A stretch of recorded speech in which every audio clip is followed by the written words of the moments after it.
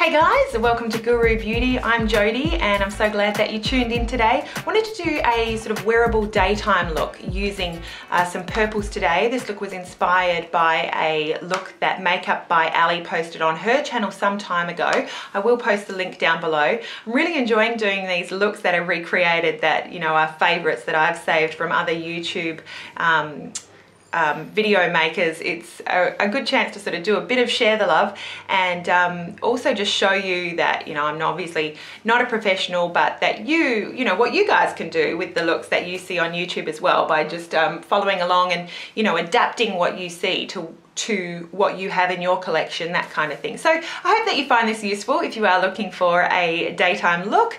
I hope that you enjoy this tutorial. I am using primarily some purples from the Too Faced Romantic Eye palette, but if you have any palette with purples, Makeup by Ali actually used a Maybelline quad. Just use whatever you have, any purples that you have in the stash, and I hope that you enjoy the video. So if you do want to see how I got this look, keep on watching. I've already applied my serum and moisturizer, and I have already applied my Australis primer with a brush, which is my little thing that I'm doing right now, recommended by Corinne. I have also already applied my Too Faced Eyeshadow Insurance, and we're ready to go with the foundation. So today I wanted to apply a foundation that I have not used before on camera. I did buy this week and have used it once before as well and was thoroughly impressed. So recommended by Makeup by Tiffany D. It's the Maybelline Instant Age Rewind Eraser Treatment Makeup, and it's the one with the sponge applicator tip on top. Now I am usually pretty similar tones, pretty similar makeup shades to Tiffany D, and she uses, I think, buff beige, but the couple of places that I have seen in Western Australia here, who stocks this, they've had like maybe 4 colours to choose from. So I have chosen, I think a lot of them sort of looked pink, so I chose the shade Nude, and that's what I'm going to apply for you today. I think it's like a medium coverage foundation, but it's definitely, it feels different to other foundations. It feels very silicone based, and it just has a really nice finish. I'm just twisting it to get some makeup up onto that velvety sort of sponge, then to dot onto the face. So definitely a real sort of silicone-y finish on this. It doesn't feel like other foundations that, you know, I've used before. It feels very different, but I really like the coverage, and I really liked how long it stayed looking fresh. I did set it with powder, and then I touched up with powder throughout, or, you know, once I think sort of around midday. And it just looked really fresh by, you know, still like by the evening time before I took off my makeup. So today I'm actually using the Sigma Flat Top Synthetic Kabuki, the F80, just for kicks really. Usually 90% of the time I apply pretty much all my foundations with a beauty blender. Sometimes I'll use a stipple brush. Rarely I'll use a traditional sort of paddle foundation brush.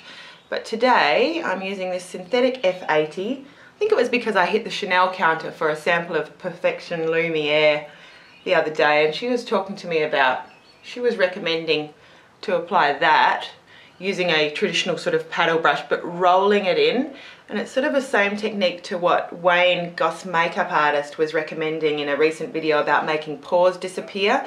He was talking about this motion though using a puff with powder. It's just a rolling motion, so you're sort of pressing everything into the skin. So with this brush, I mean, sometimes you want to buff things into your skin, like this, depending on the product, round and around on your skin. Sometimes you just want to dot, dot, dot.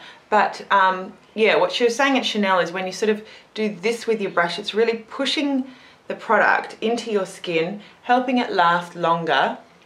So I'm not sure if that might be part of why I really like this makeup, because I did try a different, you know, makeup application technique with it. But anyway, there's another one to add to your repertoire if you don't do it already. Another way to try your foundation if you're assessing a new foundation. Often you may not like it because the way that you're applying it might not be right. So included in, you know, using different brushes and tools, or your fingers or whatever, and different amounts of makeup, you may also try with the same brush doing this type of effect. It can probably give you, you know, quite a nice even layer, and just press everything into the pores. This also might help minimize pores, was what she was saying at Chanel, actually, the makeup artist there, just by pressing it in. So that is, I mean, you saw sort of how much I dotted onto my face, and that's the sort of coverage that we're getting there. I'm quite happy with that for a daytime look. I would sort of just go over this area here with a bit of concealer and powder when I'm doing my under eyes, and you know, I'd be pretty happy with that coverage. So just making sure that my neck, behind my ears, are also all a similar color. So I like that color Nude. I'm like an NW25, and that color Nude in the Age Rewind is quite good. So the first thing I'm going to do is going in just on the upper lash line with the Urban Decay 24/7 Glide On Pencil. This is in Gunmetal. It's a really pretty color. You'll see it when I put on my eyes, but that's it there. We're just going to do a little sort of line across the top lash, just probably in the, so we're just going to start doing a line sort of across maybe the top half of the upper lash. And this all gets blended out, so, you know, really precision is not all that important. So with that line down on the lash line, I'm just getting a cotton bud and just blending it. This is just going to again be one of those sort of dimensional base things. We're putting shadow over the top of this, and that's nice if you're looking for a daytime look. You know, it's a nice way to sort of have liner and have some way of emphasizing your eyes with liner, but when you cover it with eyeshadow, obviously it just really softens it right up for a really nice daytime effect if you're not into wearing too much during the day, unlike some of us, not saying who. Now using that same pencil, the 24/7 Glide On Eye Pencil in Gunmetal is what I'm using, but any kind of grey, silvery, pewterish gunmetal eyeliner is just fine, as long as you can sort of smudge it, really, that's the important thing. We're going to go down the lower lash line and use that same pencil about halfway along to line. We're going to make sure that we're right between the lashes, but also coming down a little bit too. This is something I spoke about in a recent bronzy look here, about how, you know, I applied the shadow under the lash line, under the lower lash line, with a big fluffy brush, and it looks pretty bad, let's admit it, until the eyeliner goes on. And this look is actually quite similar, the way that Ali did it. You know, she talks about actually putting on quite a bit of, you know, product under the eye and it looking quite scary until the liner is on. So very similar thing. We're making sure we're getting right between the lashes with this product, and then when we're blending out with the cotton bud, we're really, you know, you really don't have to stay right on the lash line. We're sort of blending down a bit, and we'll be going over that with shadow too. It's just creating, you know, a bit of a color base. Next thing I'm going to do is get MAC's Soft Brown, and this is a really nice crease color. I'm using just a Studio Basics blending brush here, like the MAC 224, and just using this fluffy brush to place the soft brown, like a blending sort of transition color, right above the crease here in that soft windshield wiper motion. This is just going to help to create sort of a blended out look, a bit of warmth around the crease, because I'm using quite cool colors, you know, with the purples, and it just creates a really nice sort of finished effect by having that warm color in the crease area. Now we're going to go in with some colour. I'm using e.l.f.'s Professional Eyeshadow Brush there, that sort of C-shaped brush, and I'm going into the Too Faced Romantic Eye Palette, and I'm going to be applying this sort of lavender colour here. This one is called Cut the Cake in the centre. Excuse me. So I'm just going to load up that brush and apply it all over my lid, including over the Gunmetal liner.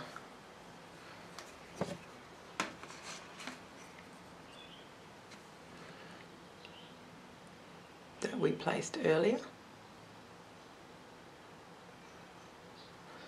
Now I'm going to be going back in with that fluffy brush. Mine's a little bit misshapen, but hopefully it's not going to affect things too much here today. So I'm going to be using just a very light touch here with the darker purple, the first dance color. So I'm just going to get that on the very, you know, sort of just on the side of the fluffy rather than straight on, just on the side. I'm going to be really sure to tap it off, and I'm just going to sort of really gently place it around here, around the outer crease, just to give a little bit of dimension, but we don't actually want to place all that much of the dark color there. So I've just turned the brush around to the side that does not have product, now that I've got a little bit of product on the area, and I'm just using the bit that doesn't have that dark purple on it of the brush to blend out that little amount of color. Really light touch.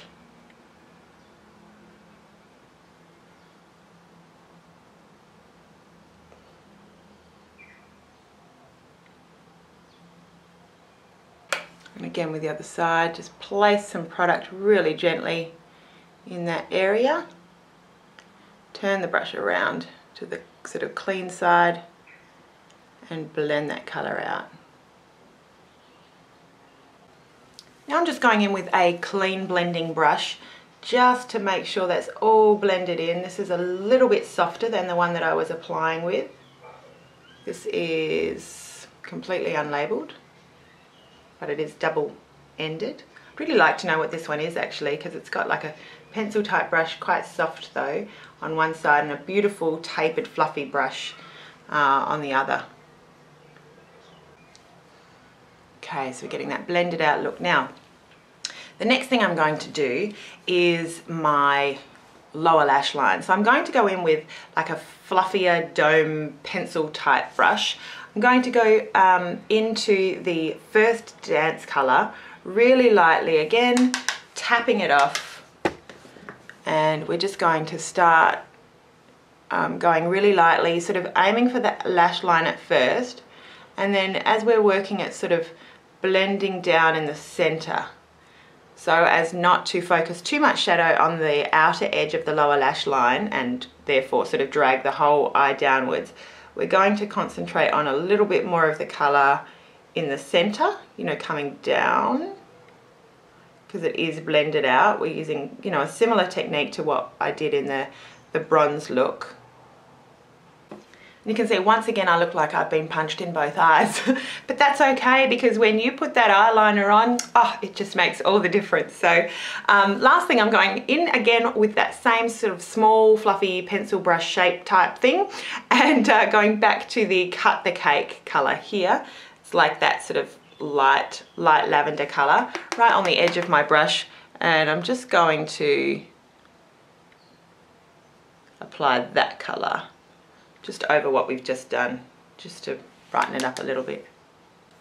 To highlight today, I'm going to be using a Coastal Scents C150 Angle Fluff Brush. I'm not sure if that one is still available, but I'm going to be using the more matte highlight color in this Romantic Eye palette, using the Bouquet Toss shade, and just picking some of that up with the brush, placing it right up near the brow bone, and then blending it down. And also in the inner corner.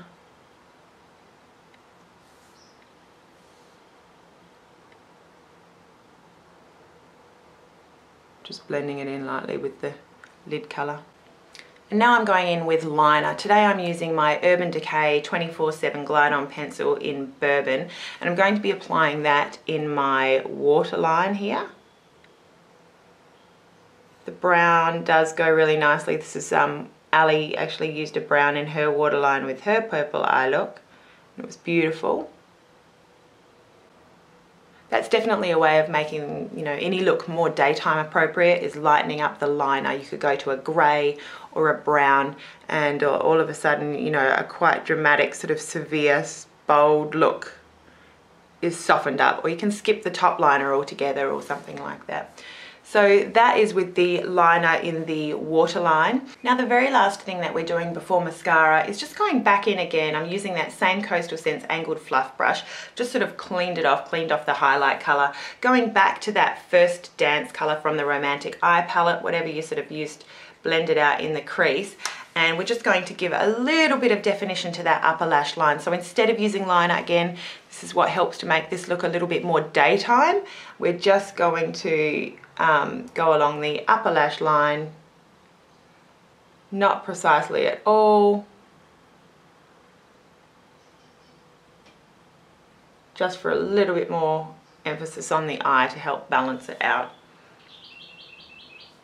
And now it's time for mascara. I'll be right back. I've applied my mascara using the L'Oreal Volume Million Lashes Mascara, which I really, really like. And I have also defined my brows using an EcoTools angled eyeliner brush and going in with MAC Omega eyeshadow there. For my brows, I'll usually these days, if I'm going with an eyeshadow, alternate between the Omega and the charcoal brown, just depending on how, you know, strong I look. But we're going with a daytime look, so I've just gone in with Omega, and I think that's quite a nice finish. Now I'm going to be going in with the under eye concealer, and today I'm using the Laura Mercier Secret Camouflage palette. This is in SC2, and I first bought this when Candy Johnson was using it quite a bit, which was over a year ago, definitely. So they have two colors in this palette. One's more salmony, more darky, and the other one's lighter. It's the most unique consistency. I don't have any other concealer like this. It's very sort of waxy. It's quite firm and quite sort of waxy, and you need to warm it up, definitely using your finger, warm it up before applying it. But I have found that this is really long lasting, and you know, I do like this definitely as an under eye concealer. So I'm using my middle finger. I'm just going in with that more salmony color first, just to cover up any darkness first of all, just pressing it in with my finger, warming, always warming that product up, sort of, you know, working it with my finger to warm it up so that it applies nice and smoothly.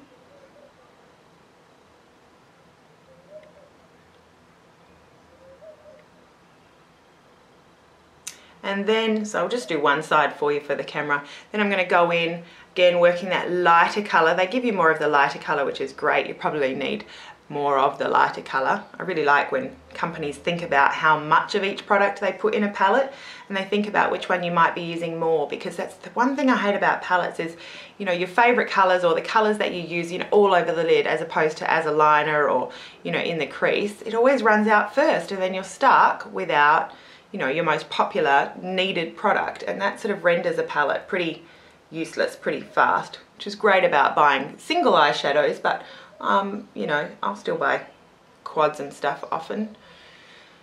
So I like that they've thought about that when they've put this palette together. Thank you, Laura Mercier.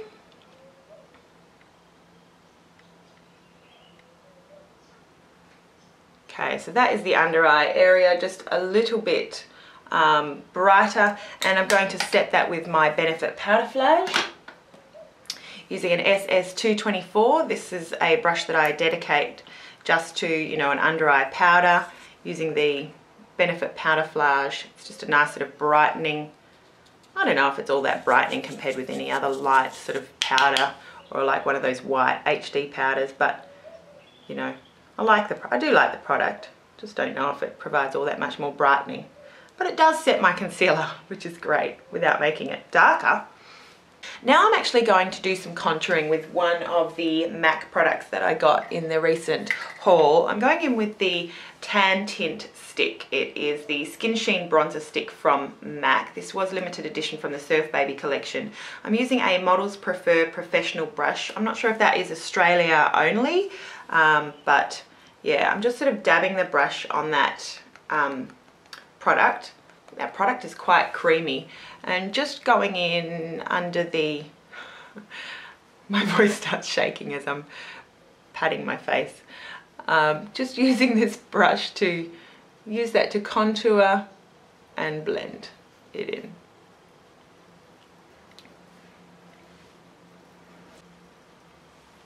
And I'm going to set all of that with powder. This is actually a really nice powder that Amy sent me recently, again in that MAC haul. She added in this lovely powder. It's the Physicians Formula Mineral Correcting Powder. It's in translucent. It's quite light. If you have fair skin, I would recommend that as a pressed powder. I'm using this e.l.f. e.l.f. powder brush here, and I'm just going to use this light, because it's so light, I'm not going to use it all over my face, but I'm just going to use it in this area, just to keep this area nice and bright. Just patting it on my brush, tapping it off a little bit so it doesn't get too cakey.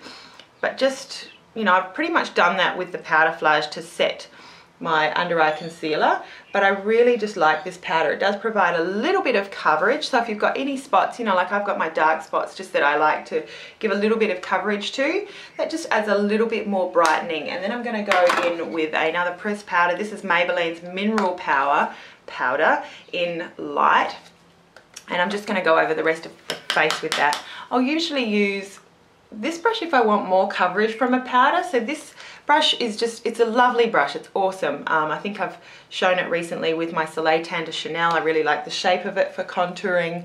I really like the stiffness and density. It's great for applying liquid or cream foundation. And I really like it for powder as well. There's not much for the face that goes on the face that I don't like to apply with this brush. But this would be good for a little bit more coverage. I'd use a regular sort of powder brush if I didn't want so much coverage, and I just use this to sort of, you know, stipple it on, and it just gives that last little finished bit of coverage. So I'm setting everything there, up the nose finally, and then I'm going to go in with my blush. Today I am using a Sleek blush that I showed in our recent Sleek haul. This is their blush in Life's a Peach. So pretty. Just a lovely flush of peach here. I love this Life's a Peach. Now, I will say, while I'm actually applying this Sleek blush, when I showed the blushes in the haul, hauls are great, but they're not a good chance to, you know, obviously they're very separate to a review. So don't just assume just because someone's bought something that they love it or that they're not going to like it. Of course you wouldn't. But I've got to say that the Sleek blushes have impressed me beyond belief, and I've added that sort of in the comments to that video, but these last all day. As far as drugstore blushes that last all day, most blushes do sort of not last on me much more than sort of past maybe 4 hours, I would say at the most. I don't know how Temptalia gets products to last so long for her. What she calls, you know, medium wear, I call very, very long wear. I think I have oilier skin than Temptalia, but these Sleek blushes stayed all day for me, and that is not a common thing. I love the Milani baked blushes for that reason. They stay all day, but these Sleek blushes, so affordable and long lasting, beautiful colors. They are awesome. I would thoroughly recommend these Sleek blushes. Okay, so I think I've put enough blush on there while I'm talking to you guys. Last thing I'm going to do before lips is go in with a highlighter. And one of the viewers recently asked me about MAC Rhapsody in 2. It's a limited edition product from a collection, I think 1 or 2 years ago, I would say. I've forgotten the name of that collection. But she was just asking how I get it to show up on my face. And it's a mineralized blush, but I use it as a highlighter. So I'm just using that same brush that I just applied my blush with, and it's a beautiful highlighter. If you don't have it, any highlighter will be just fine. Today on the lips I am wearing the Revlon Just Bitten Lip Stain in Instinct, and this is, you know, it's a nice long-lasting base.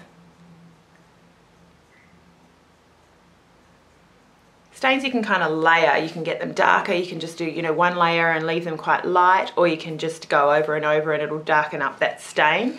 So sort of versatile in that way, that they are buildable. Amy, thank you for this stain. I really like the colour. It's really nice and neutral, and depending on what gloss you top it with, if you top it with a gloss, you can just change it up. It's quite nice and versatile. So I really like this. Thank you so much. Now that lip stain actually comes with its own sort of gloss to top that off with, but I'm not going to use that today. Today I'm going to top it off with an Inglot Sleek lip gloss, and that is in number 43. It's really quite glittery. It's got a definite sort of gold sheen to it, and again, sort of thinking about the complementary colors, I think this one will look quite nice with this look. As you can see, as I put it on, it's got like an orangey tinge to it. I love this lip gloss. It's gorgeous. If you're not a fan of glitter, I would not recommend it though. Okay guys, this is the finished look. Hope that you enjoyed it. If you are after a sort of wearable daytime look using some purples and things like that, thank you Makeup Alley for the inspiration for this look. I love your work and really enjoy your videos. Wishing everyone else a beautiful day. Please feel free to comment. I do love hearing from you. And also a very warm welcome to all of my new subscribers. I'm so glad you're here and I hope that you enjoy watching. Have a great day guys. See you again soon. Bye.